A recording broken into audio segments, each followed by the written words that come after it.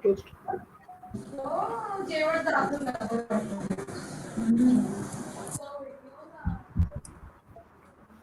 and a very good evening to one and all present here. I welcome you to the second session of Business Etiquettes organized by Professional Forum in association with Macvers Global.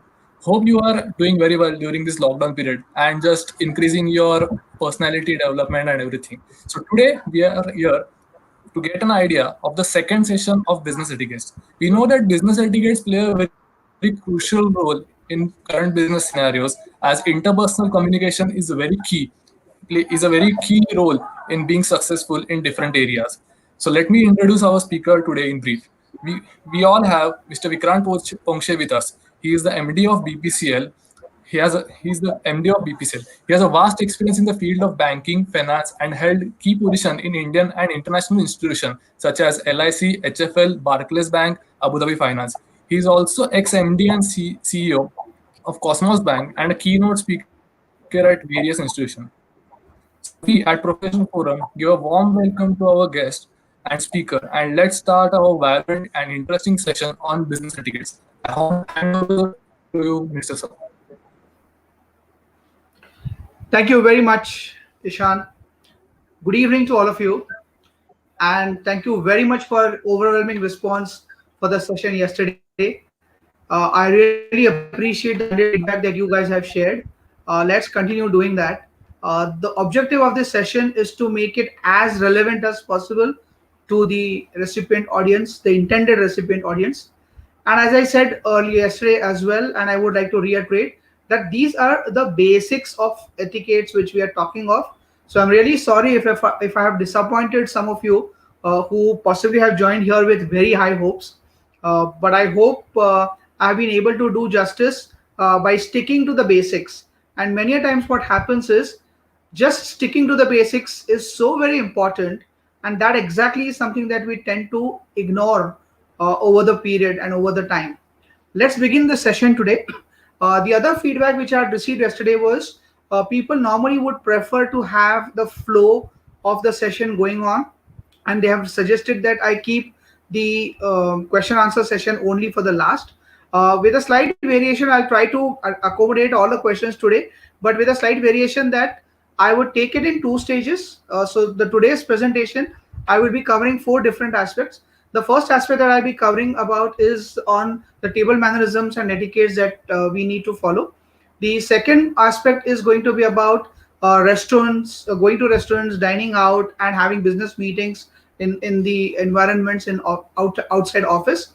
The third aspect I will be talking about is your dressing sense, dress code, and other aspects about it. And the fourth would be the international etiquettes or the the cultural differences and how we need to tackle them. So what I would rather do is have the question answer sessions end of the second session today and at the end of the fourth session today. Let's begin then. Okay, yesterday we spoke about overall business etiquettes, and I would like to start today's session with a story of why this is really important for me, or what is the essence of following etiquettes. What have I benefited in my life? I would just like to share a small story. Ishan, while making the introduction, mentioned that I worked with LIC Housing Finance. Well, if you look at my career graph, it zoomed off in around 2001 or so, when LIC Housing Finance posted me in Dubai to start the first overseas office for the company. And it was a hasty decision which the management had taken. And I remember the then CEO, Mr. Kranti Sinha, he was on his visit to Dubai, and he was retiring on 31st of December. And there were some deliberations which happened in there, and it was decided that as a matter of urgency, because HDFC had already opened up an office in Dubai, in response to the competition, he was actually looking to open the office as early as possible in Dubai. So this was something in November 2001. And rather than going through the overall process of conducting interviews, putting in an internal job vacancy, then calling for interviews, and then disclosing the results and finally selecting the people, they wanted to cut short and they wanted to take up this assignment on a priority basis. So what they did was he called in all his chief of staffs, all the people out there, head of departments, and he said, guys, we need to open an office in Dubai and we need to look at a person who will be able to head the office there. And we need to depute him there ASAP, in the sense he has to reach Dubai in next 10 days. Now, with that shorter span, and so they said, so he said, I have a suggestion, I have an idea. Why don't we all write down three names of the people who we feel are best to represent us outside? And I think it was thanks to the grooming that I had and the friends that I had met overall. My name appeared in the list for each of the departmental head. So my name, I mean, it was not necessarily in the first order everywhere, but within the three names, my name came as common. There was another person. I would not like to name him. I don't want anyone to feel bad about it. But there was another person whose name also featured in there. And believe me, if you would look at the merits of a person from the academic perspective or the way we were functioning out in the organization, the other guy was far better than what I was at that point in time, or even today for that matter.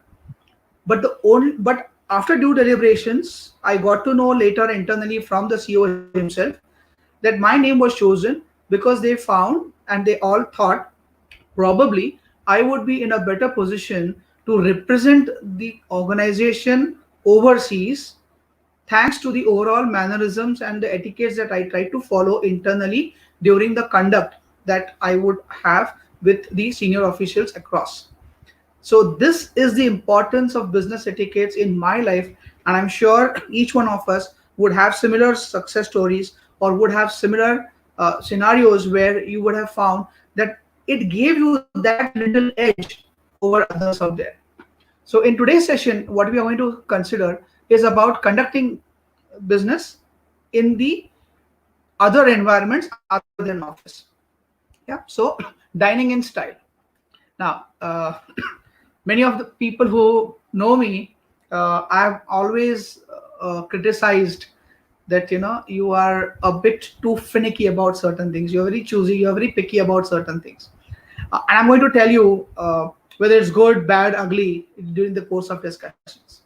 So conducting business over meal is a great way to build business relationships. Now, many of us may not subscribe to this idea. Some of us may feel that only when you want to do some underlying business, you have some underlying agendas, only then you have business over meals. Well, that's not true. And I had the same thoughts earlier. And I was thinking, oh, what is it that you can't talk in office that you need to talk over meals? But in the overall exposure that I've had spanning the career of around 25 years, I have realized that yes, there are times where it is essential to get to understand the partner better, to get to understand the people better.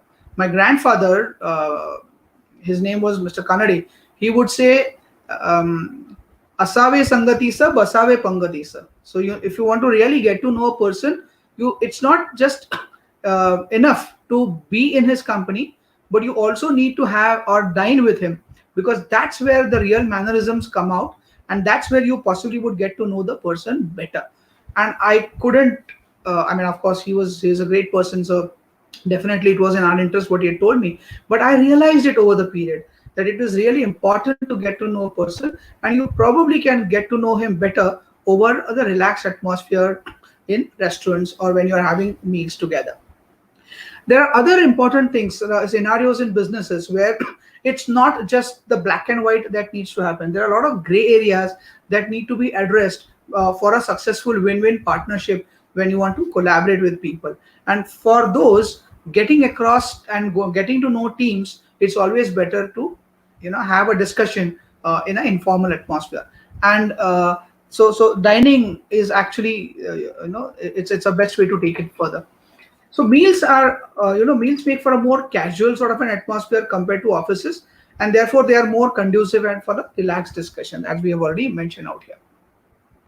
Now, see, having said that, whoever one is and whatever one is always in the wrong if one is rude. And I would like to share a small example out here. It was a day, it was my daughter's birthday, and I had taken them out for dinner. Now, being so finicky as I am about etiquettes, the waiter started serving me first, and I was really upset with him. And I tried to give him my mind. I said, and it was a pretty decent restaurant. It was not just a Urbi sort of a restaurant. It was a decent restaurant which we had been there. And I said, my dear friend, do you know the basic etiquettes of table mannerisms and serving people? You should be serving the children first, ladies then, and then the gentlemen out here. And because I took this fight with him, I actually spoiled the mood of my daughter and my wife. And that is the time I realized that being finicky about etiquettes is one thing, but if you're rude, it's wrong in any scenarios, in any situations. It was the hard way that I learned, and therefore I would appeal to all of you that yes, it's nice to have business etiquettes. It's nice to have the niceries and pleasantries that you exchange with people, but don't be too obsessed with it. Don't let it not spoil the overall atmosphere, and be distinct. The person as you are in business, in your office, in the office environment, and the person you are in your with your family, with your friends. So that distinction is very, very important, and don't let any of you overpower the other. You cannot be slipshod when you're in business attire and business situations, and you cannot be the business type, the perfect person when you're with friends and family. So I think that distinction is absolutely essential, and let's keep a good watch on that. Now let's move on to the table dining etiquettes. So understanding your place of setting, and I think most of us, have come across, or we have read on how to do, what to do, what is the overall setting, how do we place things, and a lot of things out here. Now let us understand that there is a difference between the Indian culture and the overall Western business culture that we have. The Far Eastern business culture is yet different, but what I'm going to discuss out here is more of the Western culture, wherein you have a setting of your table, the arrangements, as we may call it. Now, the basic rule to remember here out is the solid foods on your left and liquid foods on your right. Now, believe, again, let me tell you, this is not hard and fast. Now, businesses in India are accepting the fact and respecting the Indian culture. I'll talk about that a bit later. Let me first finish on the table settings in the Western environment, and then we move on to the other variants of it. Okay. Yeah. So the solids on the left, liquids on the right, and therefore, if you can see the picture out here, I know it's not great. Let me try and see if I can increase it to some extent. Okay. Yeah. So now you see here, you have the water glass. I hope you are able to see the cursor. So here you have the glass. So this is the water glass. If you're going to have red wine, this would be for the red wine. This would be for the white wine. Then here you have cup and saucer. Here you have spoons and knife. On the left hand side, you have forks, two forks out here. Here is the napkin. These are the basic plates. So this is your dinner plate. This is your salad plate. And then you have your cake fork and your dessert spoon out here, laid in and on the top of the above the plates. And here you have the bread plate. Now normally what happens is there could be a 3-course, 4-course, or whatever course of dinner or lunch that is being served, but this bread plate is normally kept wherein they will be serving you breads as an accompaniment to your dishes. So it could be with your soup, or it could be with the gravy, whatever you have asked for, right? So in the Western culture, all your liquids are on the right hand side, and your solid food is on the left hand side. That's the cardinal principle out here. The next thing is work your way inwards with the utensils. Now here by utensils we mean the cutlery. So for example, in this scenario, if you see, the fork the fork that you have, which is again this one. Now this small fork is the salad fork, and this fork, the bigger one, is for the main course. Likewise, you have the spoons out here and you have the knife out here. So work your way inward. So the first course normally would be salad, and therefore you start with the outrights. So you are working your way inwards. So when you're starting your dinner or your lunch, the first the spoons that you would need to use the first are on the extreme left or extreme right side of it, and as you progress then you move inwards, right? And that is how you need to place them. Now what happens if you have multi-course meals? Now it's not essential that you should clutter everything out there on the table. It could be confusing and it could be pretty cluttered. So then what happens is you actually use different courses. You supplement them with the actual cutlery as and when you serve them, right? Now in the Western culture, again, plates are always placed on the left, okay, while the glasses are on the upper right. This guide can help you to find the place when you're putting in things in. Forks are on the left, knives and spoons are on the right of the plate, right? In general, the forks are placed to the left of the plate with the exception of an oyster fork, which is placed on the right hand side. Now if you look at the logic, whatever you need to use with your right hand is on the right side, whatever you need to use with the left hand is on the left side. Now why is it that oyster fork is on the right? Because you would then be holding it and opening it up with the right hand side, and therefore that is the logic. Now many of you, again, eating an oyster is as a delicacy is an art. We're not going to get into those aspects today, right? Now while so the rule for the utensils is to work inward toward your plate as the meal progresses.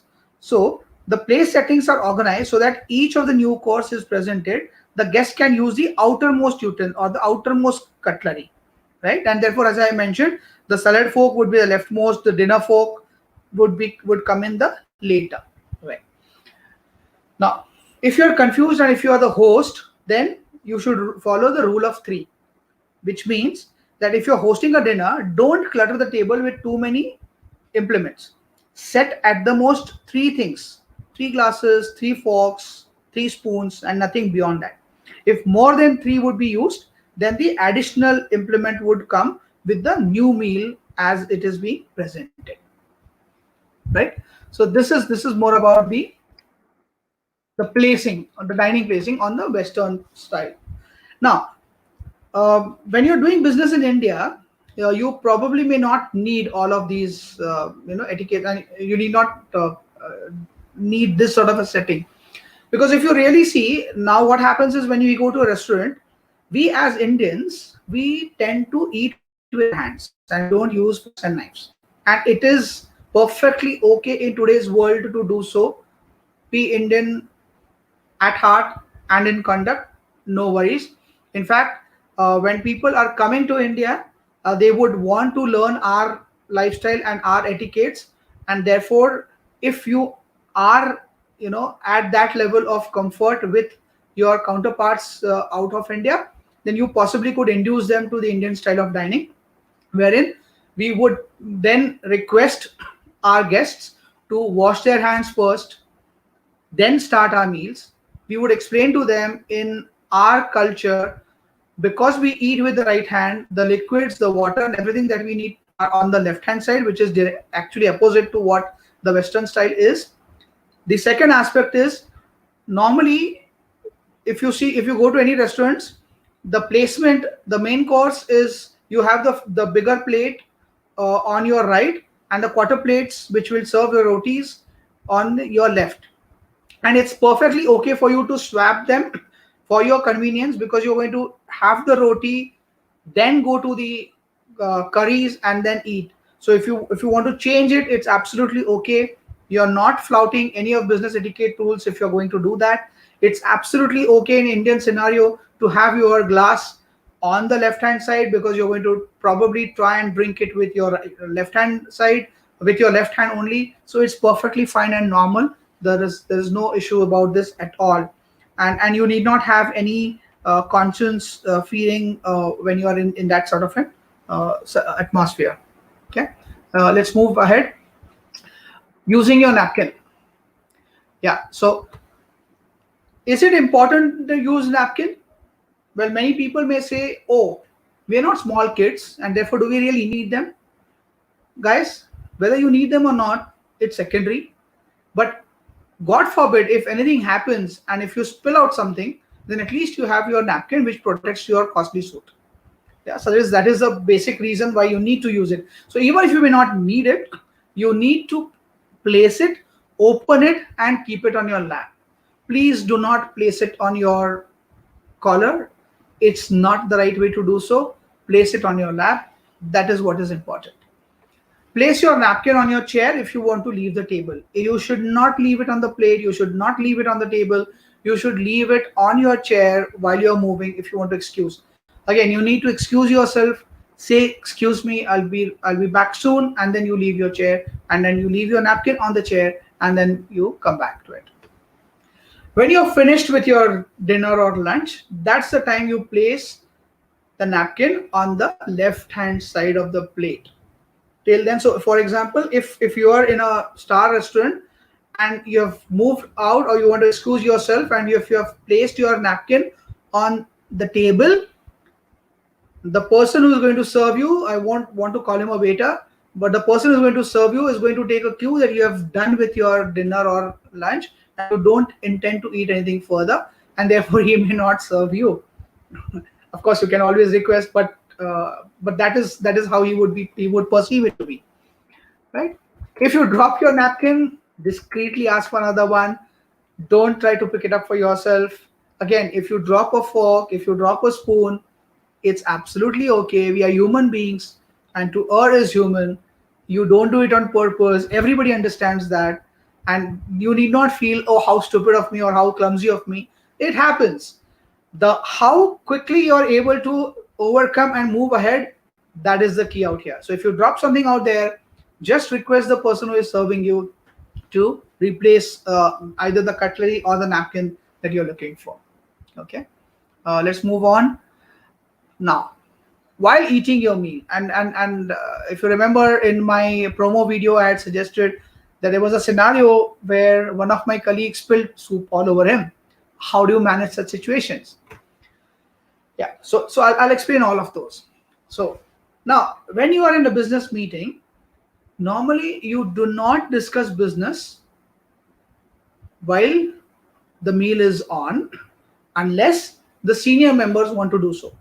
And if you are the senior most in that company of people out there, then you also try and ensure that you don't discuss business while people are eating. Let them have their courses first. It's okay to discuss it, supposing if you're going to have some starter drinks, and if you want to discuss something over that, that's pretty okay. But during the proper meal, when your main course is being served, try to avoid discussing any business. And possibly you could also do that later while having dessert or coffee, as it may be, the situation may so be. If you are not sure, take a cue from host. If you are not the senior most member out there, just let the host dictate and guide things as they go by. Try to pace yourself so that you can finish at the same time as everyone else. And there could be a lot of problems we may have some toothing ache or a toothache, or it's just that we take a lot of time to finish. Or it could also be that you have such a great speed in eating that you possibly might finish off things earlier. Yeah, and many times it happens. I mean, when we are in our own homes, you do feel free to be comfortable the way you want to be.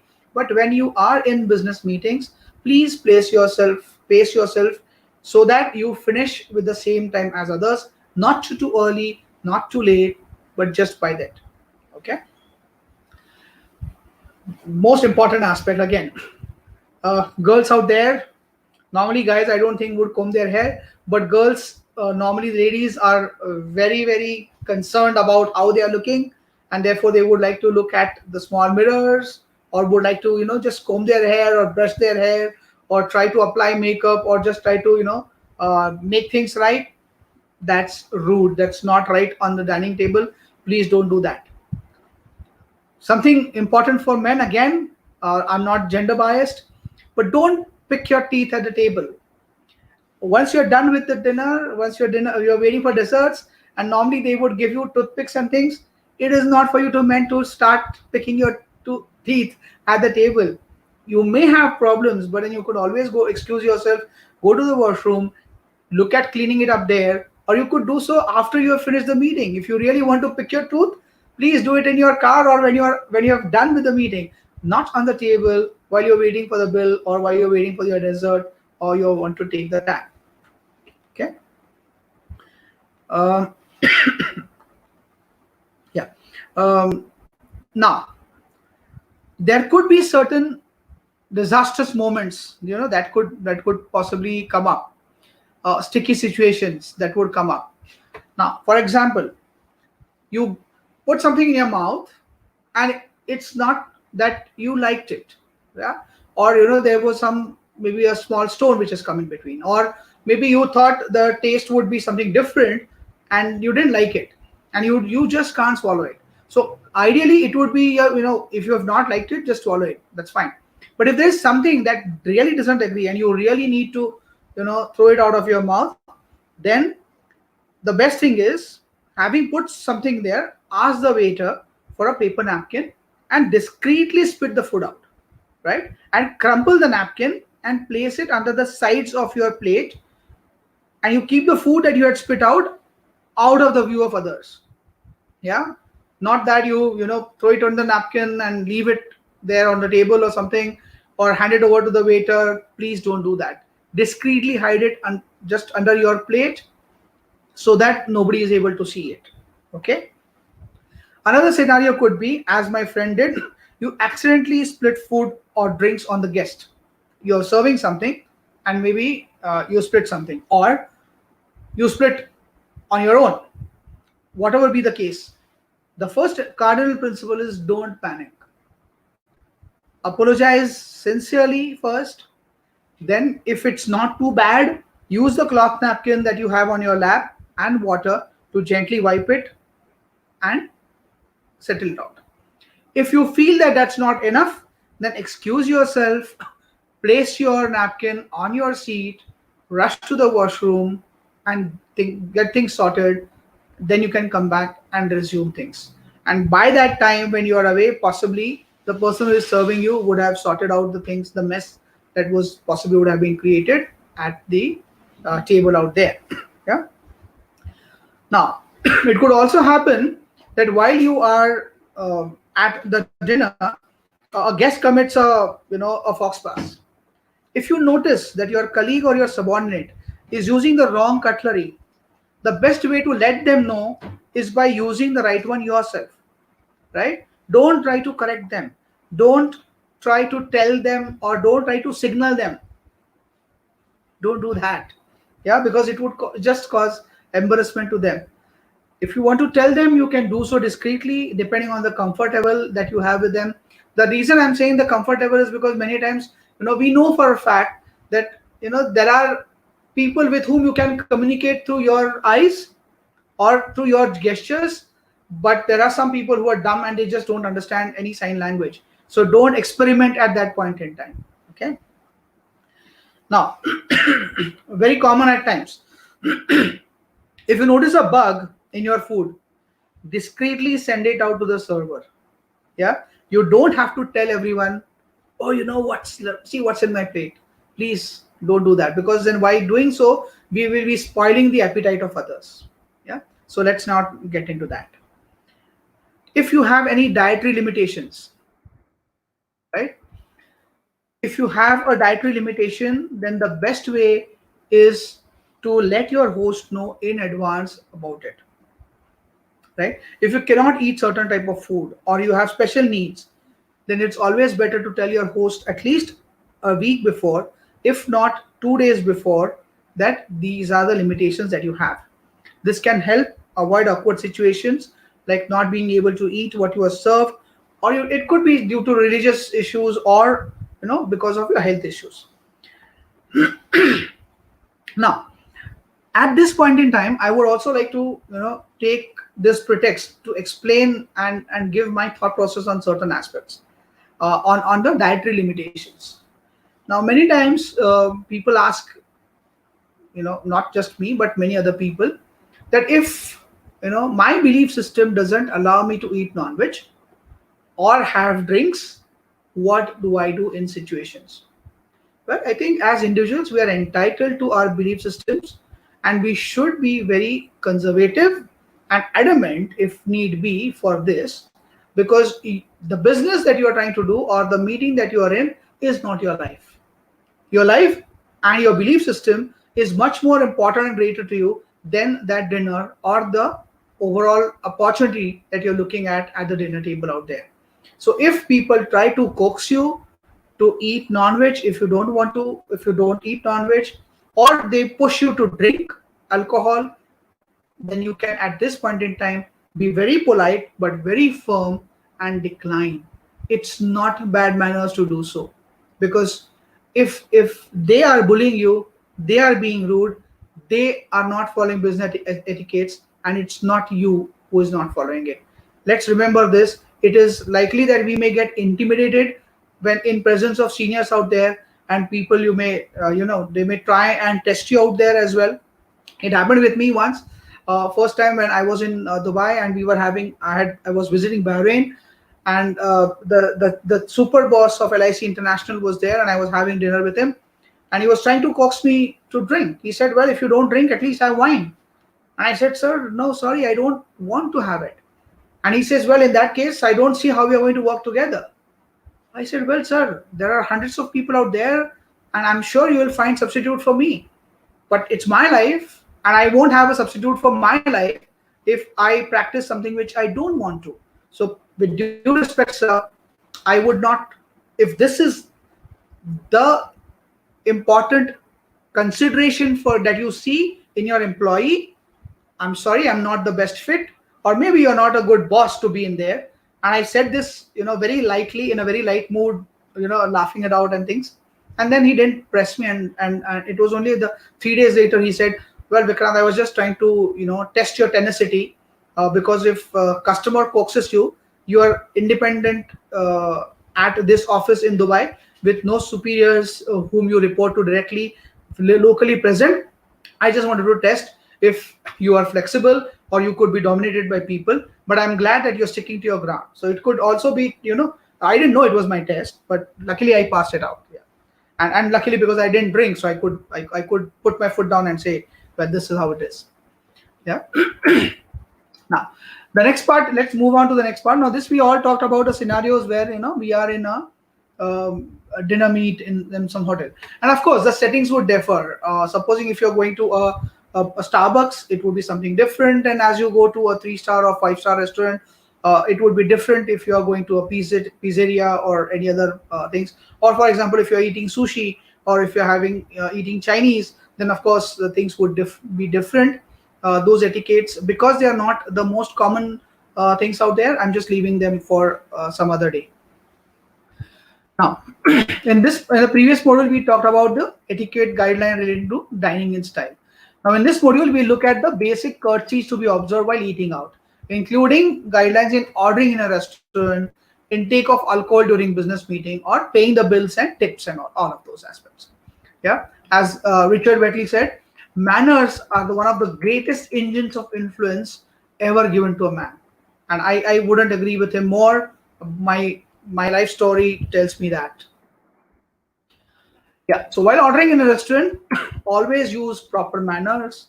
Yesterday, there was after the session, one person asked me a difference between etiquettes and manners.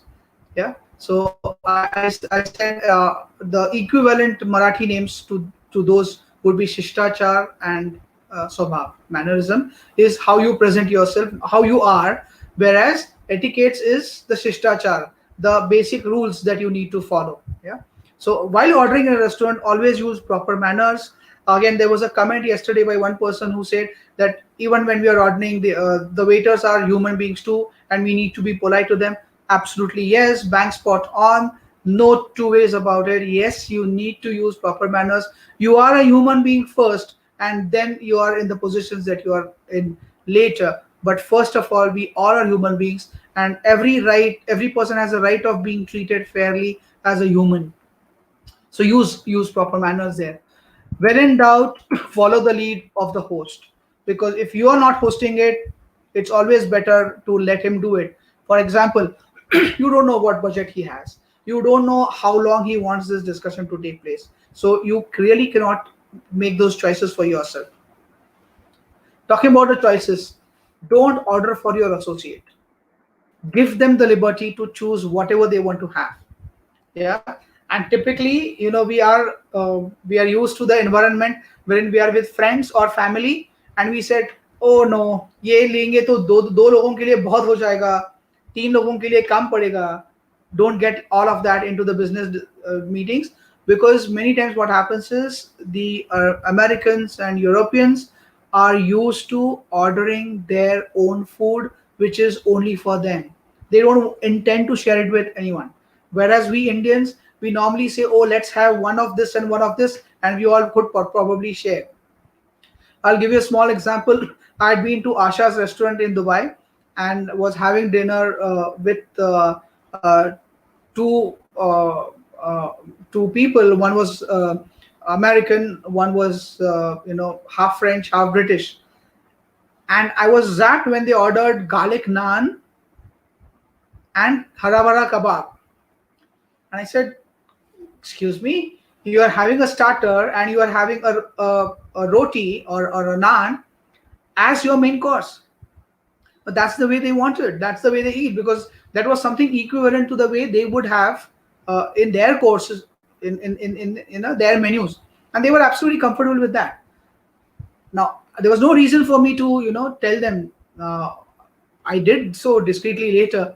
Oh, I said this is what we would take for a starter, and this is something that we possibly would take with the main course. But that's not the right time to tell at the dinner table. And just because we became good friends later, that I could discuss with him. But again, the cardinal rule is don't order for associates. Let them order for themselves. Don't worry about the wastage of food and things out there, especially so when you are with the Western people.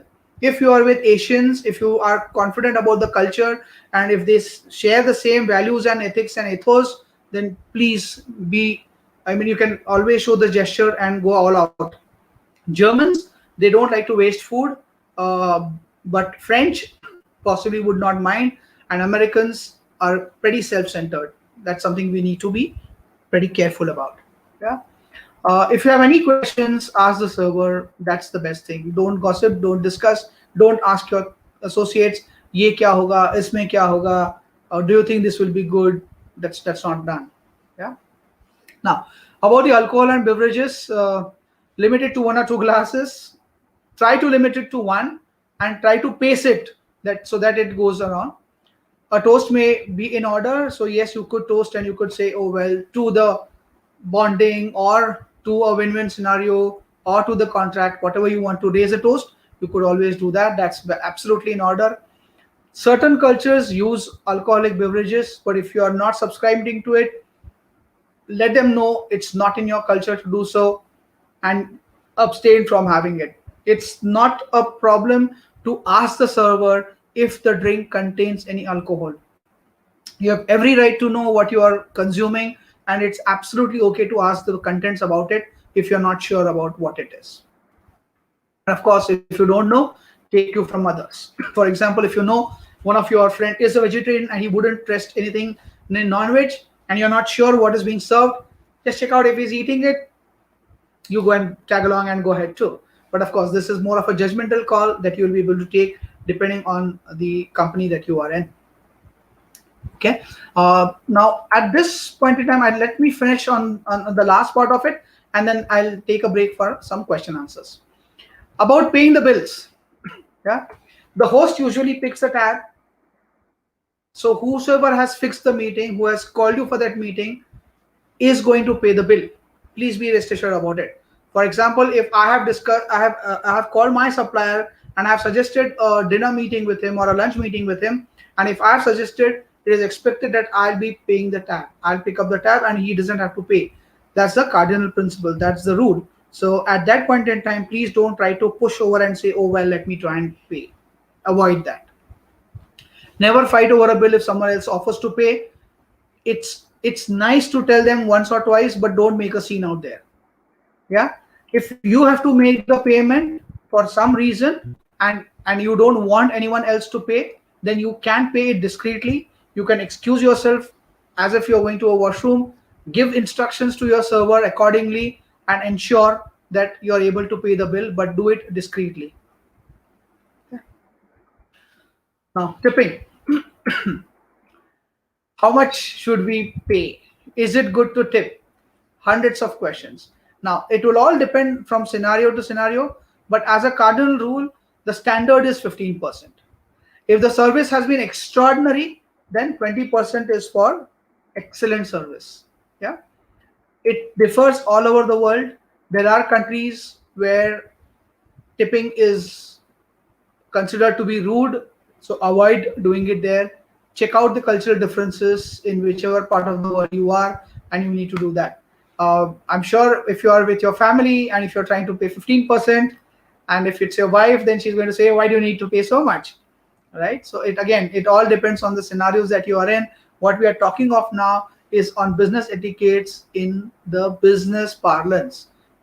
I'm not suggesting anything when you're taking your family out for dinner or lunch, or when you're going out with your friends, right? Review the standards of your area.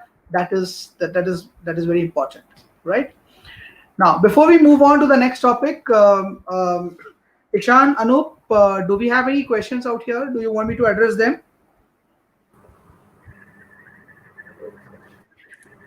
So we don't have any live question, just a question from my end.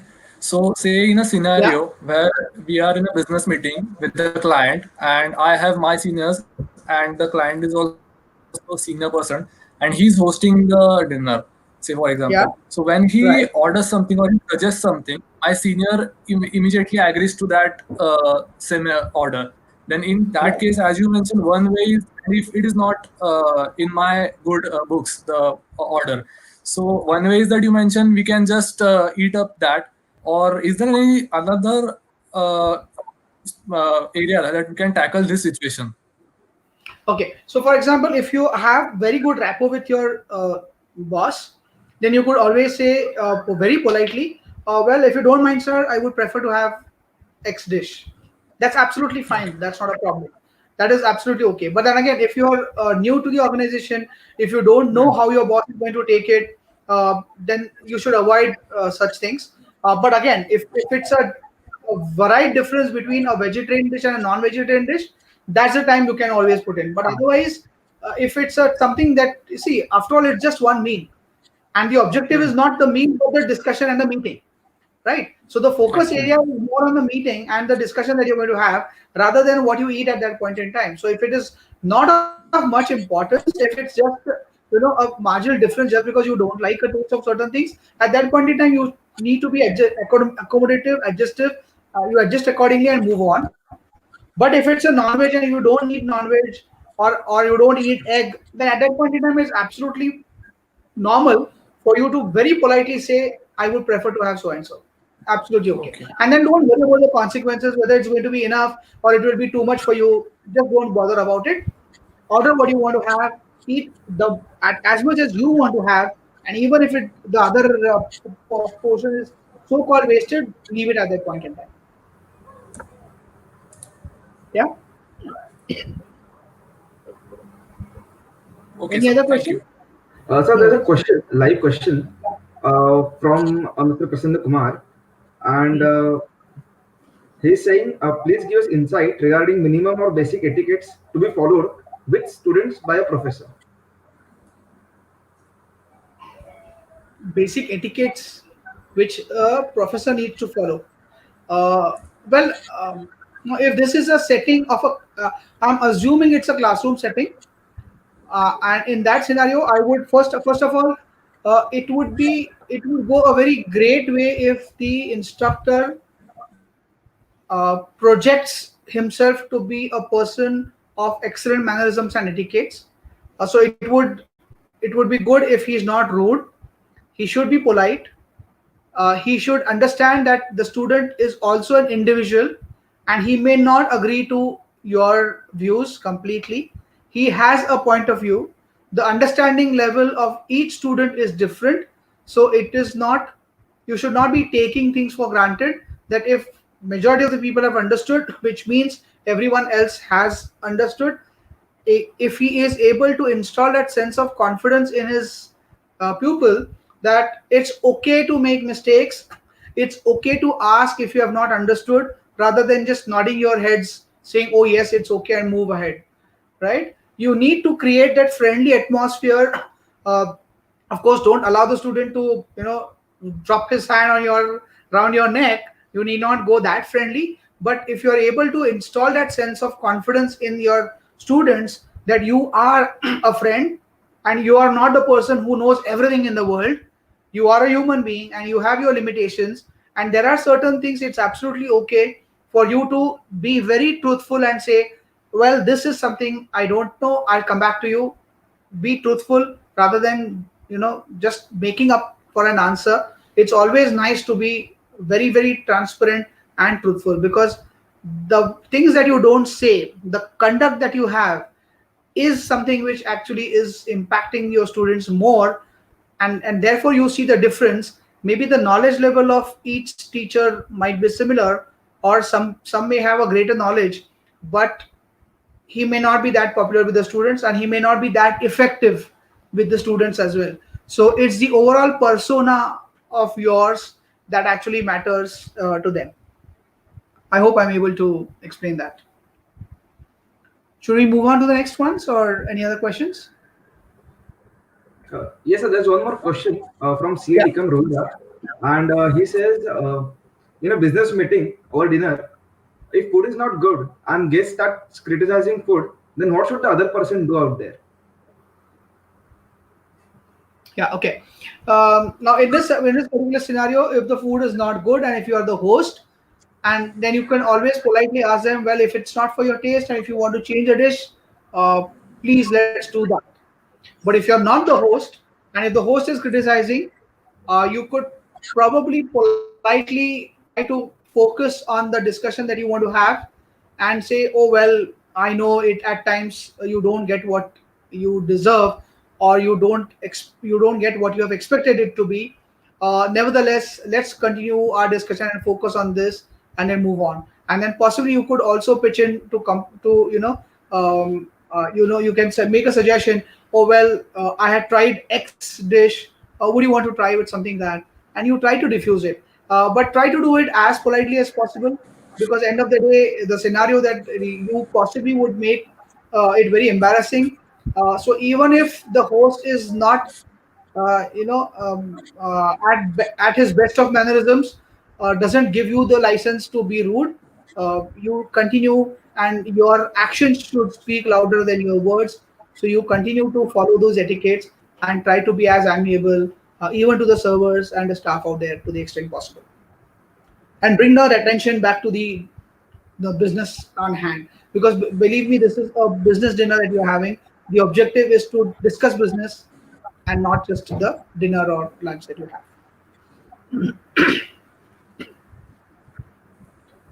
Right? Yes, sir. Should we move? Yes, sir, we can move ahead. Yeah. Perfect. Yeah, I'll try to quickly wrap up things. I'm sure people would like this. Well, as Dana May had said, your appearance is your visual resume. I'm sure you all would agree to this. A significant part of practicing etiquette is proper self-presentation. And in self-presentation, the way you look talks to people, not just how you want to project yourself, but also the courtesy that you have for the people in your company. So when we are talking about dressing, when you're talking about the etiquettes, it's not just the physical appearance that is that people see, but it's also the internal you, the way you behave, the way you project yourself, the way you're courteous, the chivalry, when you're how do you behave in company of women, how you give them importance. All of this counts when it comes to etiquettes. Uh, Now, many times we have this concern, what do I wear? So I just thought of giving some meaning of some colors in the business parlance. Red talks about dominance and power, orange about warmth and enthusiasm, yellow optimism and confidence, green vitality and harmony, blue serenity and peace, right? In general, the conservative colors are preferred as more professional and appropriate for business related situations. And what do I mean by conservative colors? The colors include black. By the way, black is the most formal color for any formal occasions. Yeah. So black, white, dark gray, navy blue are conservative colors. And these conservative colors are recommended for formal occasions. You can be playful with the colors that we mentioned, red, orange, yellow, green, blue, for more casual days. But when it comes to formal, it has to be black, white, gray, navy blue, in that range. And again, you need to wear these conservative colors in solid blocks instead of patterns or printed patterns and things. You cannot be having a gray with a floral print on it. So it has to be in solid blocks, plain as much as possible. You could have stripes on your suit, blazers and things, but try to keep it simple there.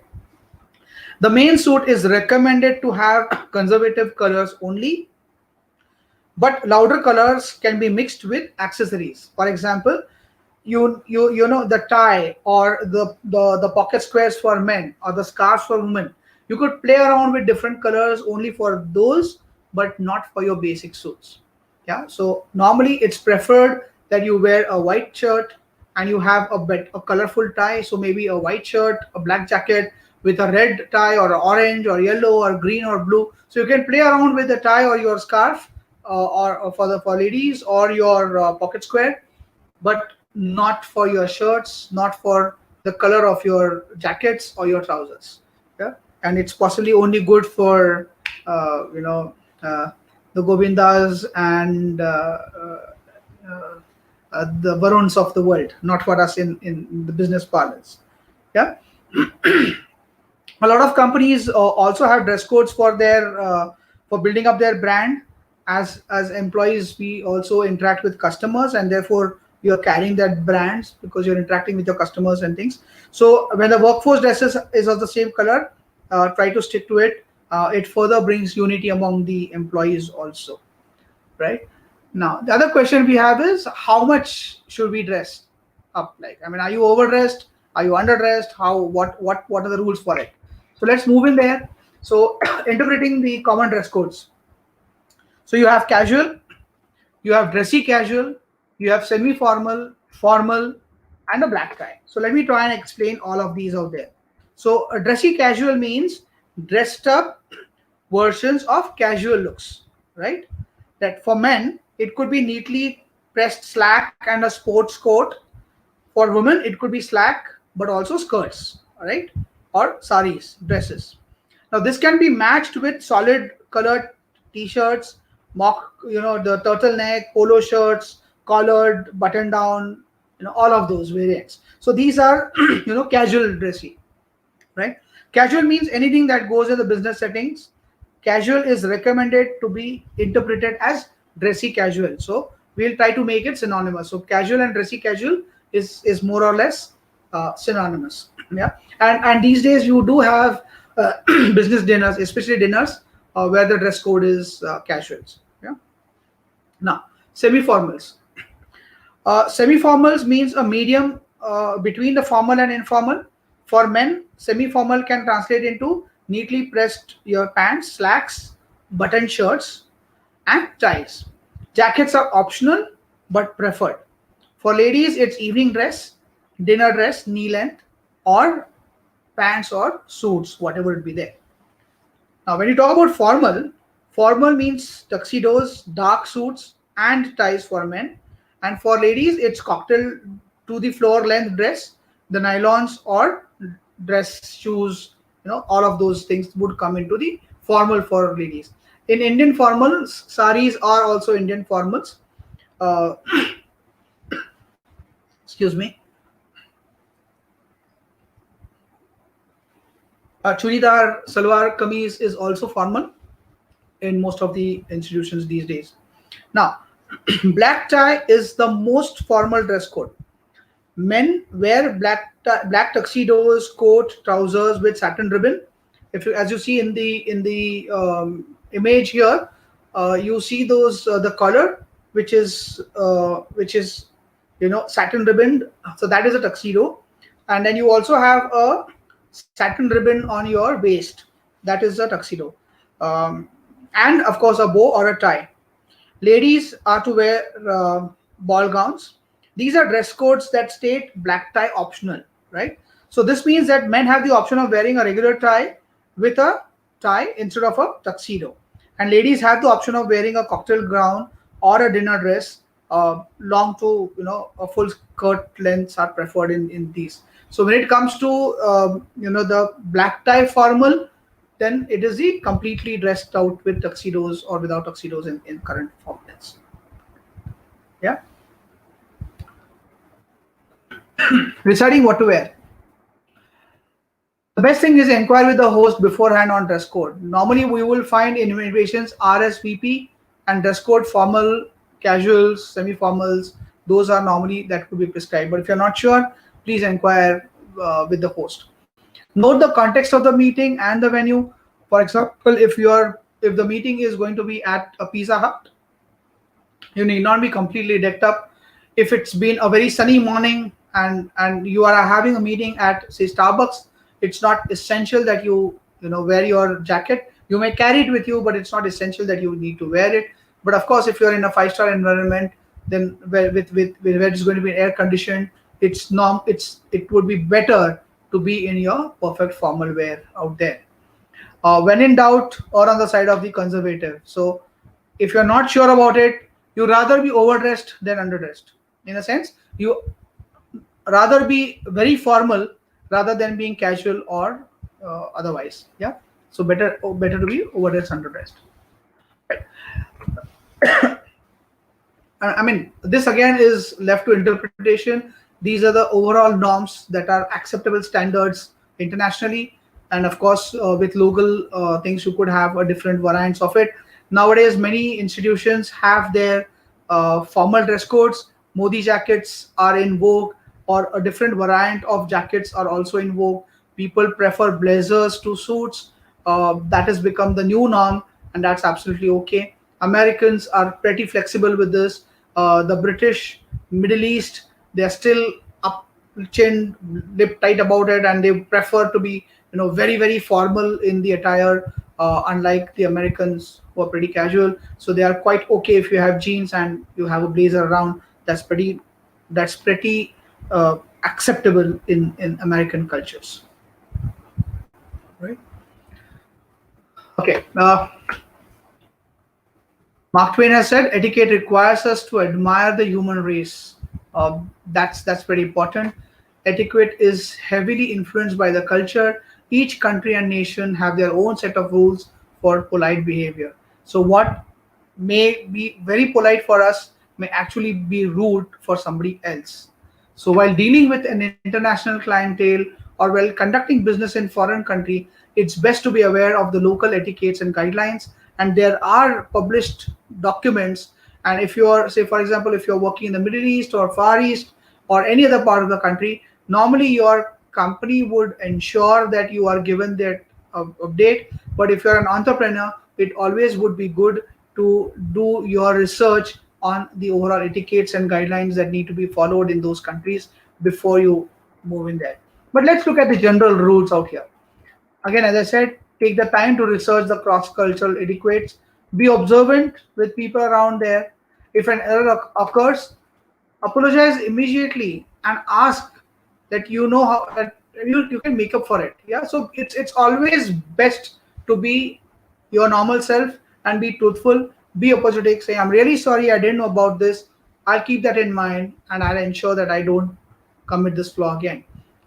This it once happened to me where it was in the Middle East again, where the clients had come to office. They were husband and wife, and as per usual Indian tradition, I thought, well, not talking to the lady would be rude, but the husband didn't like that I was talking to the lady.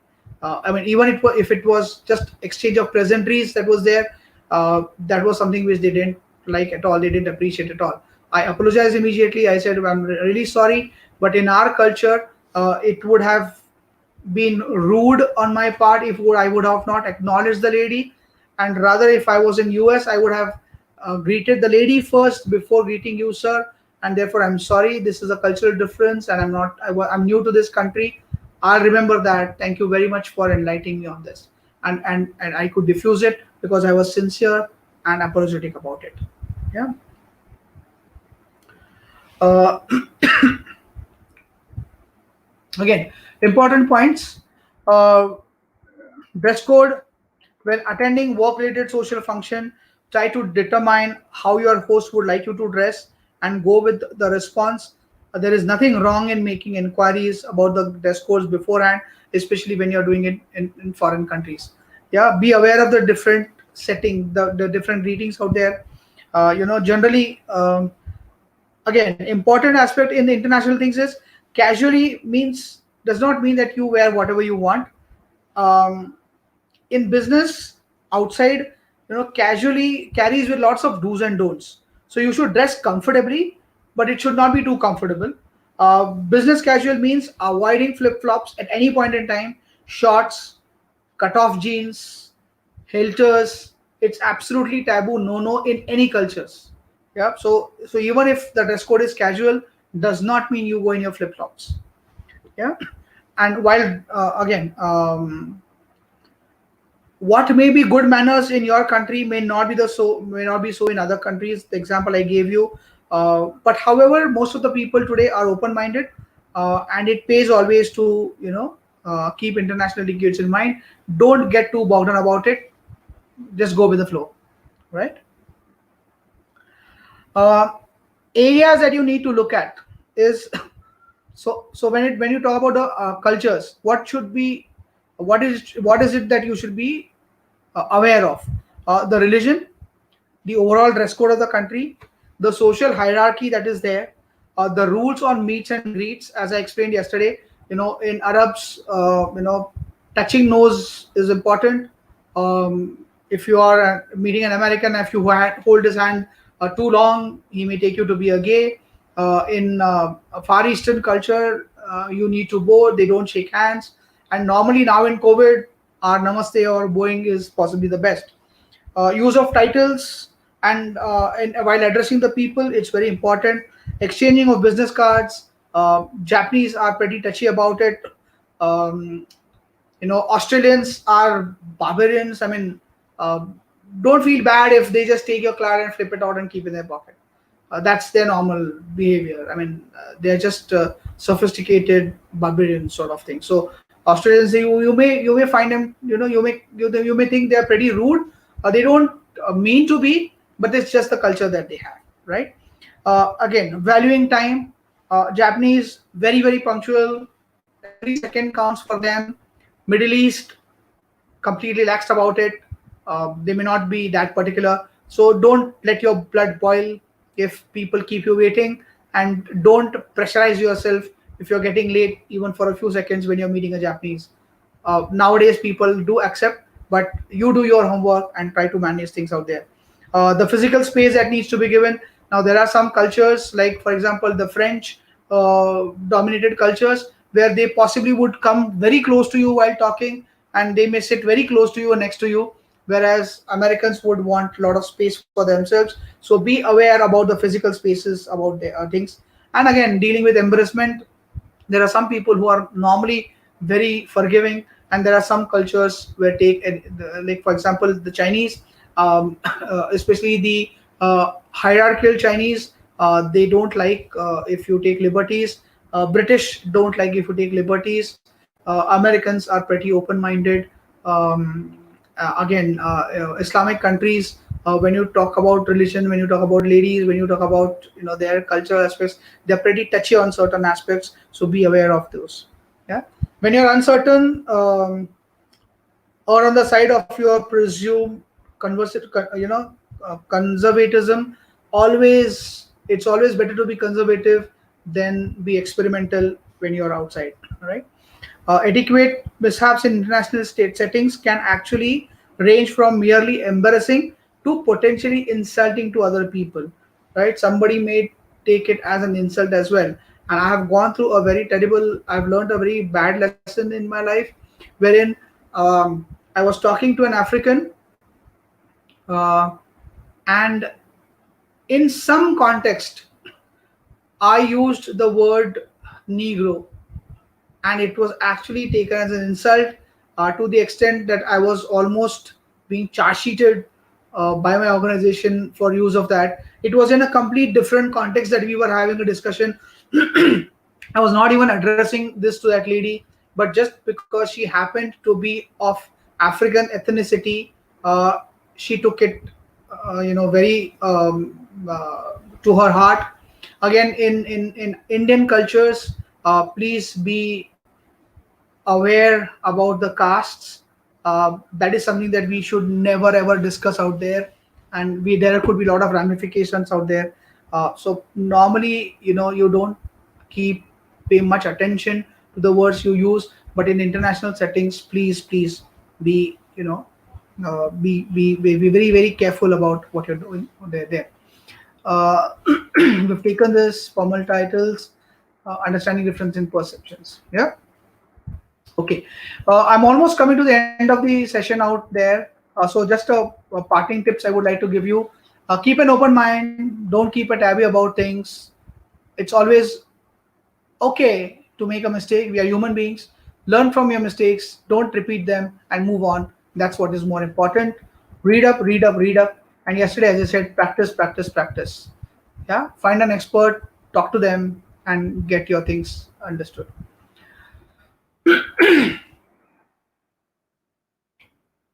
Although this workshop is coming to the close, I hope your journey to improve your business etiquette skills is just beginning.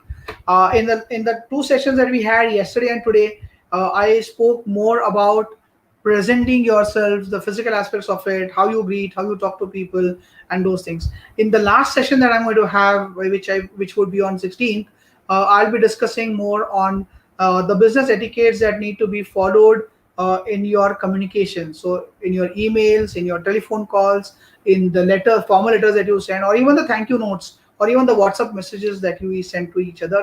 That is something which I'll be taking in the last part of the session that would be on 16th.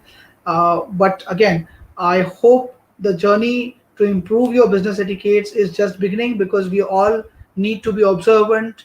We all need to keep on learning in everyday scenarios. Please take a moment to review and update your action plan that we discussed yesterday. Reflect on the situations, what went well, what is it that I could have done better, and this process of reflection will give you the tips on improvements, and that's a continuous learning process. This will be the key tool to guide your progress in the days, weeks, months, and years to come. And again, I couldn't emphasize more on the business etiquettes that you follow, because that is how people are going to measure you up. Even if it's a perception, today perception is a reality. It may not be in your nature to be very polite, but in business parlance, you need to be polite, right? So you need to understand the distinction of who you are and what you need to project out in the business environment out there. And my dear friends, perception is the reality for most of the people out there. And you really cannot emphasize more on the importance of business etiquettes. Yeah. Wish you all the best for your travels. I know the virtual travels that are going to be there, right? Just last words from the wise. As Yogi Berra said, that in theory, there is no difference between theory and practice, but in practice, there is a very important thing. Plans are nothing, but planning is everything. Let's keep that in mind. And the reward for work well done is the opportunity to do more, right? Any questions you have? I think let's take them. Else, uh, I'm pretty done for the day today. Namaste. Of So we course, have two questions here. So we yeah. have two questions here. So first is from Ms. Nikita Patil. So what is the formal wear in India, especially for women? Okay. Formal wear for India for women is a sari, salwar kameez, which would cover your body completely. It should not be transparent. Dupatta, yes, no is optional, but that is considered to be formal. Skirts are not formal. Long skirts are not formal. They come in casuals. uh, Leggings is a part of your the salwar kameez sort of a thing, so that's pretty formal. So the tops and leggings is formal. Again, depends on the dress code of the organizations. But if you're going for business meetings, in Indian parlance, either the formal dress, that is trousers and jacket, is good, or sari is preferred one. Okay, thank you, sir. The second one is from Yogesh Wadunskar. So is wearing a tie phasing out? Is wearing a tie phasing? Yes, it is phasing out, and especially in India, you will find even I don't wear ties because people have come to agree and understand the climatic changes and the differences that are there out here. So unless in Middle East or in UK, I don't wear ties. But the people, again, as I said, you need to research on the areas on what is acceptable. Say, for example, Saudi Arabia, again, in the Middle East, Saudi Arabia is very rigid. Bahrain is slightly relaxed. Dubai is very relaxed. So, even if you don't wear a tie in Dubai, it's pretty okay.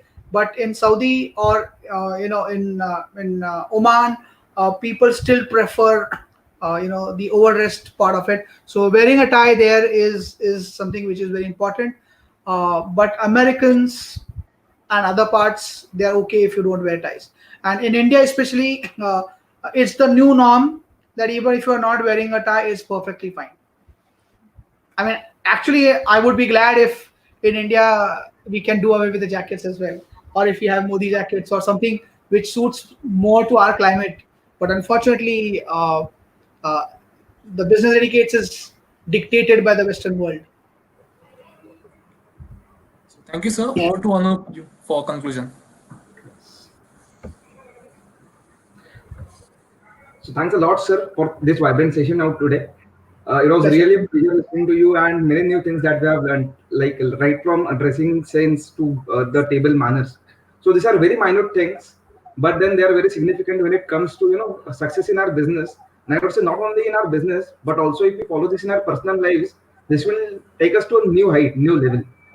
So thanks a lot, sir. And the next session of Vikrant sir is scheduled on 16th April 2020 at 6 p.m. Before conclusion, I would like to just tell you about tomorrow's session. The first session for tomorrow will be at 12 p.m. by CA Amelie May on whether market is making its bottom. As we all know, the market is very volatile, and then we always think like whether to invest in it or no. But then again, the next day it collapses, and again that thought we remove from our mind.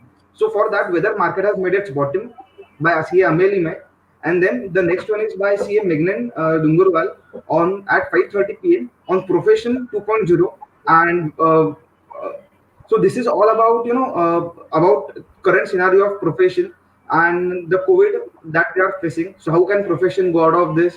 How can profession survive? So all about this.